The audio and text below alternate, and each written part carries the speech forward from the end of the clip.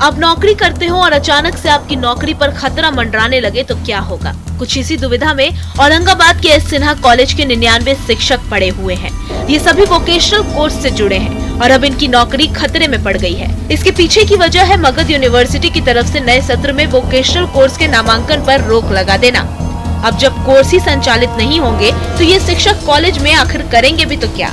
हालांकि ये मामला तूल नहीं पकड़ता, लेकिन जब प्रिंसिपल रेखा कुमारी ने कुछ शिक्षकों और शिक्षकेतर कर्मियों को जबरन हटाने की कोशिश की तो शांत पड़ा यह मामला एकाएक धधक उठा। विरोध प्रदर्शन होने लगे और प्रिंसिपल पर पैसे लेकर गैर कानूनी तरीके से इन्हीं पदों पर अपने लोगों को बहाल किए जाने का आरोप लगने लगा।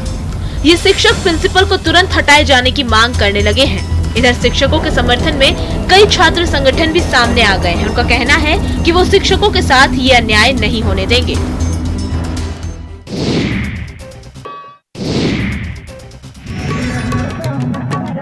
सावन का महीना खत्म हो गया, लेकिन कांवरिया अभी भी भक्ति रस में डूबे हुए हैं। इसी बीच खगड़िया में एक अनोखी कांवर यात्रा की तस्वीरें सामने आई। अगवानी गंगा घाट से 162 फीट का कांवड़ लेकर बिलदौर के बाबा फुलेश्वरनाथ मंदिर में जलाभिषेक करने के लिए हजारों की संख्या में कांवरिया निकल पड़े।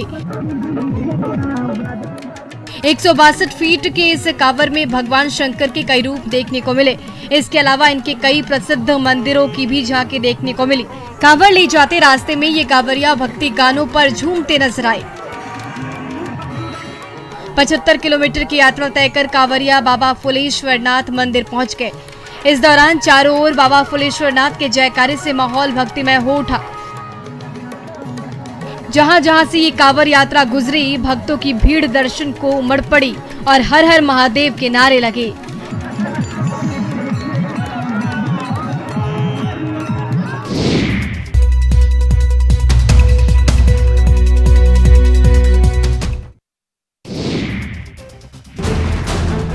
कैमूर में शराब से भरी कार के पलटने का मामला सामने आया है, जिसके बाद उत्पाद विभाग ने कार्रवाई करते हुए कार चालक को गिरफ्तार कर लिया।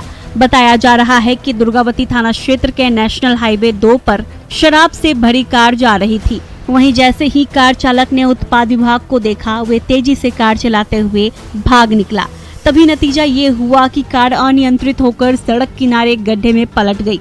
इधर उत्पाद विभाग की टीम मौके पर पहुंचकर चालक को गिरफ्तार कर लिया और क्रेन की मदद से कार को गड्ढे से बाहर निकाला। कार से भारी मात्रा में विदेशी शराब बरामद की गई।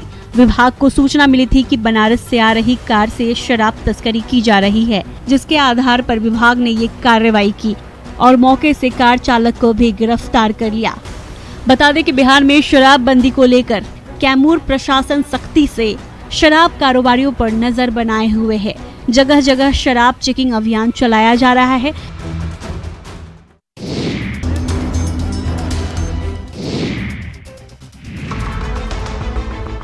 बेतिया के नरकटियागंज से एक लव जिहाद का मामला सामने आया है, जहां अनुमंडल कोर्ट परिसर में उस समय अफरा तफरी मच गई जब दो युवकों की भीड़ ने पिटाई कर दी। सूचना मिलते ही एसडीपीओ वहां पहुंचे और दोनों युवकों को भीड़ से बचाकर अपने साथ कार्यालय ले गए। दरअसल बजरंग दल के कार्यकर्ताओं को शक हुआ था कि हिंदू लड़की बुर्का पहनकर मुस्लिम लड़के से शादी करने जा रही है, जिसके बाद बजरंग दल के कार्यकर्ताओं ने लड़की से पूछताछ शुरू की। तो पहले लड़की ने अपना नाम गलत बताया, लेकिन बाद में लड़की ने खुद सच बता दिया। दोनों युवकों से भी पूछताछ में जब अंतर दिखा तो लव जिहाद का मामला समझ दोनों युवकों की भीड़ ने पिटाई शुरू कर दी। लड़की का कहना है कि वे मुस्लिम युवक आलम से प्रेम करती है और उससे शादी करने दिल्ली से यहाँ आई है। साथ ही युवती ने बताया कि उन दोनों का अफेयर कई सालों से चल रहा है। फिलहाल पुलिस पूरे मामले की जांच में जुट गई है।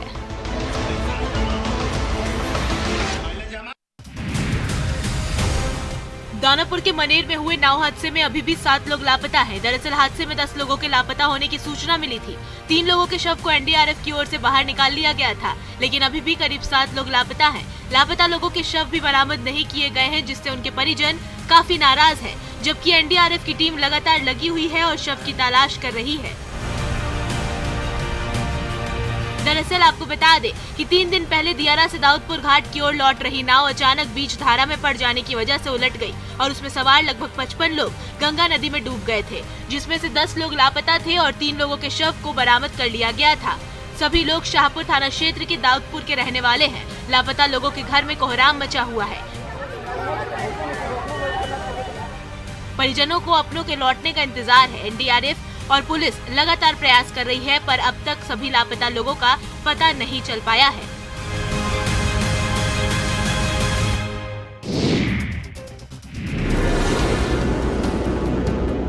नवादा के ककोलत जलप्रपात में एक बार फिर से जलस्तर में भारी बढ़ोतरी हुई है, जिसके कारण झरना के पास मौजूद लोगों के बीच हड़कंप मच गया। एक बार फिर से झारखंड के इलाके में हुई बारिश के कारण ककोलत जलप्रपात में पानी की वृद्धि हुई है। हालांकि जल वृद्धि होने के कारण कोई नुकसान नहीं हुआ, मगर मौके पर मौजूद लोगों के बीच दहशत का माहौल है। पानी का रौद्र रूप देखकर हर कोई डर गया है। जिस वक्त ये सैलाब आया उस वक्त करीब 2 दर्जन से अधिक सैलानी ककोलत में स्नान कर रहे थे। बाद में वन कर्मियों ने सभी पर्यटकों को ककोलत जलप्रपात से खाली कराया। ककोलत जलप्रपात की खूबसूरती देखकर पर्यटक अपने आप खींचे चले आ रहे हैं, पर ये खूबसूरती काफी खतरनाक साबित हो रही है। लोग झरने में स्नान कर रहे थे, तभी अचानक झरने का वेग बढ़ गया। हालांकि मौके पर कोई अप्रिय घटना नहीं घटी। समय रहते ही लोगों ने और वन विभाग ने सूझबूझ दिखाते हुए जल्द ही जलप्रपात को खाली कराया।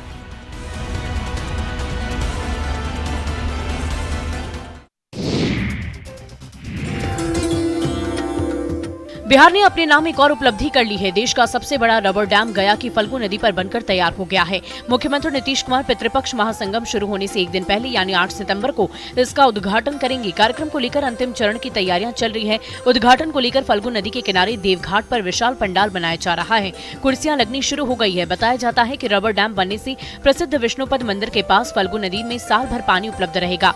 इससे देश विदेश से आने वाले श्रद्धालुओं को फल्गु नदी में स्नान, तर्पण और पिंडदान के लिए जल के लिए तरसना नहीं पड़ेगा। इस रबर डैम को गयाजी डैम नाम दिया गया है। इसके निर्माण से प्रसिद्ध विष्णुपद मंदिर के पास फल्गु में पूरे साल कम से कम 2 फीट जल उपलब्ध रहेगा। इसके अलावा विष्णुपद मंदिर से सीताकुंड के बीच आवागमन के लिए फल्गु नदी पर 411 मीटर लंबा पैदल स्टील पुल, फल्गु के दोनों तट पर घाट और पुल से सीताकुंड तक जाने के लिए पैदल पथ भी बनकर तैयार है।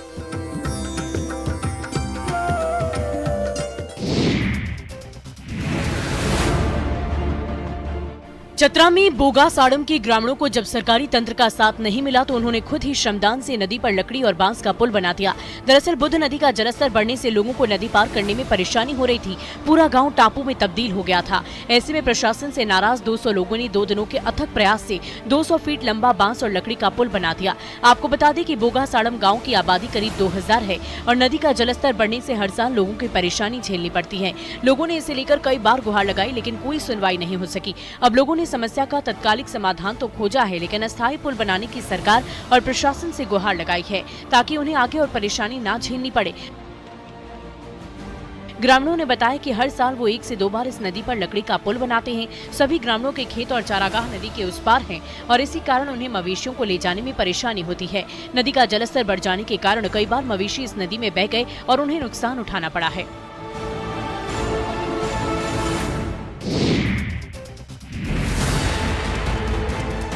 भागलपुर में बेखौफ चोरों ने इलेक्ट्रिक दुकान में चोरी की वारदात को अंजाम दिया है। चोरी की पूरी वारदात दुकान में लगे सीसीटीवी कैमरे में कैद हो गई है। घटना बाईपास थाना के टीओपी थाना क्षेत्र के फुलवरिया चौक की दुकान की है। बताया जा रहा है कि चोरी की घटना 5 सितंबर की है। चोरों ने दुकान का ताला तोड़कर दुकान से mobile, memory card, pen drive, mobile charger, inverter battery और मोबाइल रिपेयरिंग का सामान समेत कई इलेक्ट्रिक सामान पार कर दिया। साथ ही काउंटर में रखे 35,000 रुपए भी चुरा लिए। ये देखिए कैसे चोर कितने आराम से चोरी कर रहे हैं। ऐसा लग रहा है जैसे वो किसी शॉपिंग मॉल में सामान ले रहे हैं। सारे सामान को अच्छे से देख परख के अपने झोले में डाल रहे हैं। धीरे धीरे करके चोरों ने कई सामान की चोरी कर ली। चोरी की पूरी घटना सीसीटीवी में कैद हो गई। वहीं दुकान के मालिक ने चोरी की लिखित शिकायत थाने में की है, जिसके बाद पुलिस सीसीटीवी के वीडियो के आधार पर अज्ञात चोरों की पहचान कर रही है। जल्द ही चोरों को गिरफ्तार करने का दावा पुलिस कर रही है।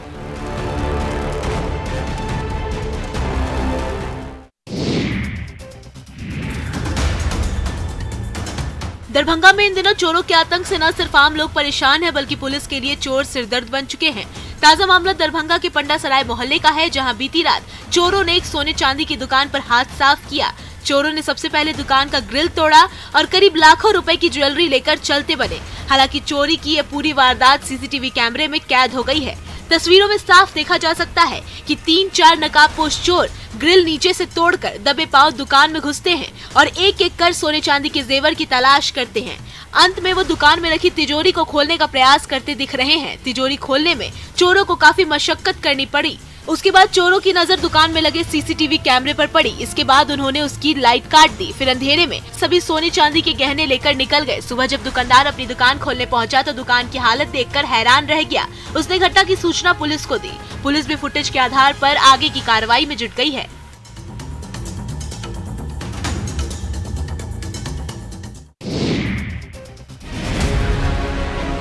नालंदा जिले में भ्रष्टाचार चरम सीमा पर है। हर विभाग के कार्यालय में लेन देन चल रहा है। ताजा मामला नापतौल विभाग के जिला कार्यालय बिहार शरीफ का है, जहां विभाग की कुर्सी पर बैठे बड़े अधिकारी अपने दलालों के माध्यम से अवैध वसूली करा रहे हैं। इतना ही नहीं, नापतौल में डिफॉल्टर होने का डर पैदा कर जहां 1000 रुपए की रसीद काटी जाती है, उसकी जगह पर दुकानदार से 5000 लिया जाता है। वीडियो में भी आप देख सकते हैं कि किस तरह से नापतौल अधिकारी दलाल कपिंद्र के माध्यम से अवैध वसूली करा रहे हैं। पैसा लेने का ये वीडियो सोशल मीडिया पर जमकर वायरल हो रहा है। दुकानदारों ने कृषि विभाग से लेकर जिला प्रशासन तक को लिखित शिकायत और वीडियो देकर कार्रवाई की मांग की है। लाई जमा कीजिए। कितना? 3000 दे दो। कितना ले लियो अभी तो ले लो ज़्यादा। तो कितना देने पड़ते हैं? कितना देते हैं? 3000। कुछ काम दे दे जा।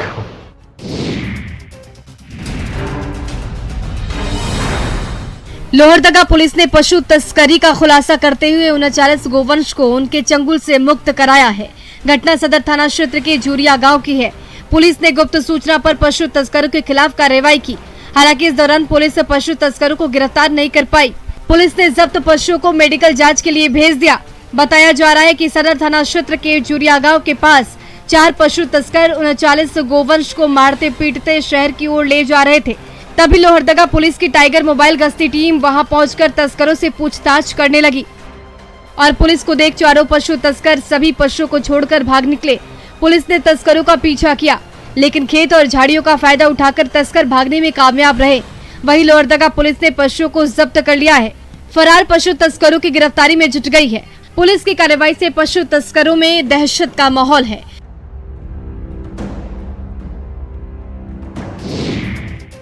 का कहना है कि घायल युवक की स्थिति काफी गंभीर है।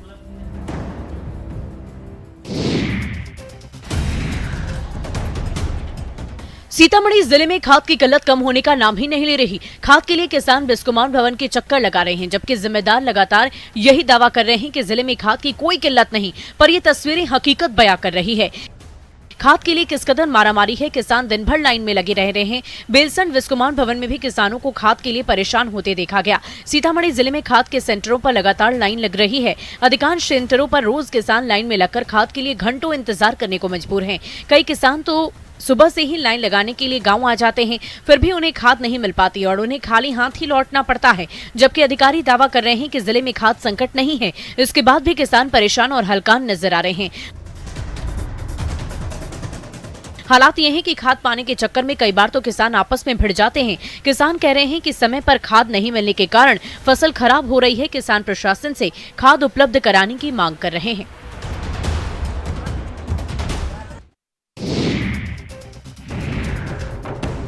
किशनगंज के रेतुआ नदी में लगातार कटाव जारी है। वहीं धवेली पंचायत के वार्ड नंबर 13 में डोरिया गांव से लोधाबाड़ी होते हुए मुशहरा जाने वाली मुख्य ग्राम सड़क रेतुआ नदी में कटकर विलीन होने की कगार पर है। 3 से 4 फीट सड़क कटाव की वजह से पहले ही नदी में विलीन हो चुकी है। सड़क की ऐसी हालत पर विभागीय अधिकारियों और स्थानीय जनप्रतिनिधियों द्वारा कटाव निरोधी कार्य के लिए कोई पहल नहीं की गई है, जिससे लोगों में काफी आक्रोश है। लोगों को डर है कि अगर जल्द ही कुछ नहीं किया गया तो रोड के साथ गांव में भी पानी घुस सकता है। रेतुआ नदी धीरे धीरे सड़क को अपने आगोश में ले रही है। धवेली पंचायत के मुखिया उमेश कुमार यादव ने बताया कि सड़क कटाव की जानकारी विभागीय अधिकारी और अंचला अधिकारी को दी गई है, लेकिन अब तक कोई भी विभागीय अधिकारी नहीं पहुंचे हैं। कटाव की समस्या से अवगत कराने के बावजूद भी धरातल पर अब तक बचाव कार्य नहीं हो रहा है। ऐसे में लापरवाह अधिकारियों पर जिला पदाधिकारी से कार्रवाई करने की मांग की जा रही है।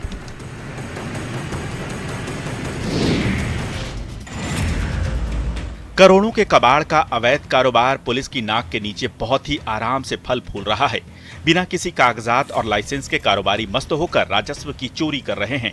सबसे हैरान करने वाली बात तो ये है कि हर किसी को पता है कि यहाँ अवैध कबाड़ी का धंधा चलता है, लेकिन इस पर किसी का नियंत्रण नहीं है। गिरिडीह में अलग अलग जगहों पर खुले में बिना जीएसटी और बिना लाइसेंस के अवैध रूप से बड़ी बड़ी चोरी की गाड़ियों को काटा जाता है। इससे जो लोहा निकलता है उसे ये कारोबारी कोडरमा, धनबाद और देवघर जैसे जिलों में भेजकर ऊंचे दामों में बेच देते हैं। आरोप है कि इसमें पुलिस की भी मिलीभगत होती है, तभी कार्रवाई नहीं होती। यहाँ हालात ऐसे हैं कि इस कारोबार को करने के लिए न तो किसी को लाइसेंस की आवश्यकता है और न ही किसी की अनुमति। जरूरत है तो सिर्फ एक स्टॉक रजिस्टर की। स्टॉक रजिस्टर में खरीद बिक्री किए गए सामान को दर्ज कर इस धंधे को आसानी से किया जा सकता है। अवैध कारोबार करने वाले लोगों से पूछताछ करने पर ये कबूल भी करते हैं कि इनके पास किसी भी तरह का पेपर नहीं है।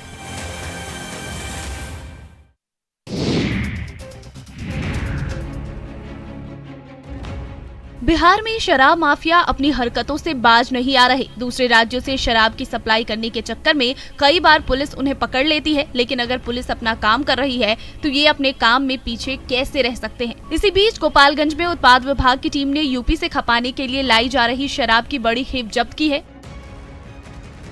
बताया जा रहा है कि कुचायकोट थाने के बलथरी चेकपोस्ट पर उत्पाद विभाग की टीम वाहन जांच अभियान चला रही थी, तभी एक कार पर उनकी नजर पड़ी। तलाशी लेने पर कार से 11 कार्टन विदेशी शराब बरामद की गई। हालांकि शराब तस्कर मौके से पुलिस को चकमा देकर फरार हो गया।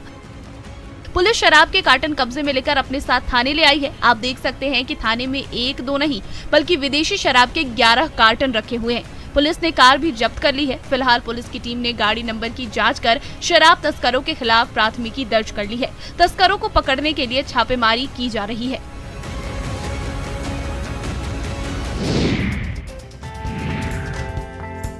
रोहतास के डीएम डेहरी अनुमंडल क्षेत्र पहुंचे, जहां वे रोहतासगढ़ पंचायत भी गए।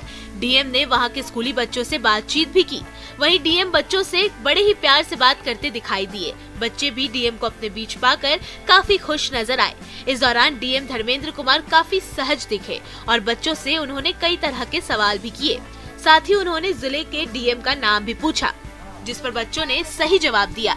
इस पर डीएम काफी खुश नजर आए। वहीं इस दौरान बच्चों ने डीएम को बताया कि उनके स्कूल में शिक्षकों की कमी है। मध्य विद्यालय में 381 बच्चे पढ़ते हैं और मात्र 2 शिक्षकों के भरोसे ही स्कूल चल रहा है। डीएम ने तत्काल जिला शिक्षा पदाधिकारी संजीव कुमार को निर्देश दिया कि जल्द से जल्द इस विद्यालय में शिक्षकों की पदस्थापना की जाए। कौन बोला कि डीएम साहब हम हैं? आप वहाँ बैठे थे ना, एक गांव में के आदमी हमको कहे, तो वही डीएम साहब है। अच्छा, डीएम साहब का नाम है? धर्मेंद्र नाथ।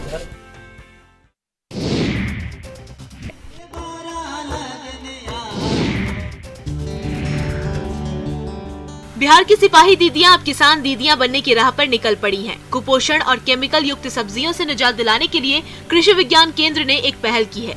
इसके माध्यम से पोषण वाटिका में महिला सिपाही खेती के गुर सीख रही हैं।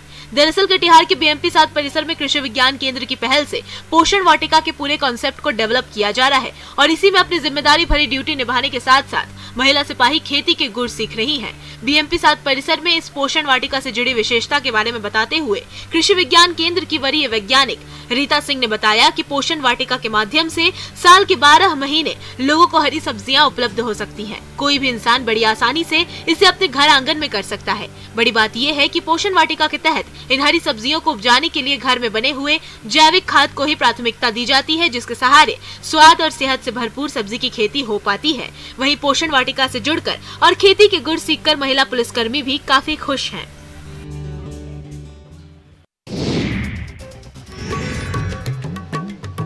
बक्सर में बड़े धूमधाम के साथ हर साल वामन जयंती मनाई जाती है। इस साल भी सेंट्रल जेल परिसर में वामन जयंती के मौके पर श्रद्धालुओं की भीड़ उमड़ी है। खासकर महिलाएं पूजा करने के लिए श्री वामनेश्वर धाम पहुंच रही हैं। पूजा के गीतों से माहौल भक्तिमय हो गया। भगवान वामन की मूर्ति के पास महिलाएं दिए और अगरबत्ती जलाकर पूजा कर रही हैं। धार्मिक मान्यताओं के अनुसार इसी दिन त्रेता युग में श्रवण नक्षत्र में भगवान विष्णु ने अपने 5वें अवतार वामन रूप में जन्म लिया था। भगवान विष्णु ने पहले 4 अवतार पशु के रूप में लिए थे। उसके बाद पहला मनुष्य रूप वामन अवतार धारण किया। वामन जयंती को लेकर पहुंचे भीड़ की सुरक्षा को ध्यान में रखते हुए जेल प्रशासन ने पुख्ता इंतजाम किए हैं। जगह जगह सुरक्षा गार्डों को तैनात किया गया है। जानकारी के अनुसार इस मुख्य पूजा में जेल अधीक्षक खुद बैठते हैं। इसके लिए सभी तरह की व्यवस्थाएं की जाती है।